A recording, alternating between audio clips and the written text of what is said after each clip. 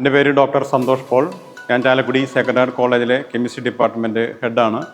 ഞങ്ങളുടെ കോളേജിലെ ബിൽഡിങ് വലിയൊരു ബിൽഡിങ് നമുക്ക് പണിയുവാനായിട്ട് ആവശ്യം വന്ന സമയത്ത് ഏതാണ്ട് ഒരു 60,000 സ്ക്വയർ ഫീറ്റ് ഏരിയ തന്നെ നമ്മുടെ ഈ ബിൽഡിങ്ങിൻ്റെ ഈ DK ജിപ്സം പ്ലാസ്റ്ററിങ്ങിന് വേണ്ടിയിട്ട് നമ്മൾ ഈ പുതിയ മെത്തേഡിലൂടെ തന്നെ നമ്മൾ ചെയ്യാനായിട്ട് തീരുമാനിച്ചു.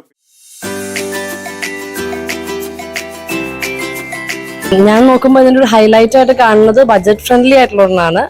സാധാരണ മണലും സിമെന്റും ഒക്കെ നമ്മൾ കുട്ടിയൊക്കെ യൂസ് ചെയ്യുമ്പോൾ ഉള്ളതിനെക്കാട്ടിലും ഒരു 30% കുറവാണ് ഈ ഒരു രീതി യൂസ് ചെയ്യുമ്പോൾ, ഈ ജിപ്സം യൂസ് ചെയ്യുമ്പോൾ വരുന്നത്.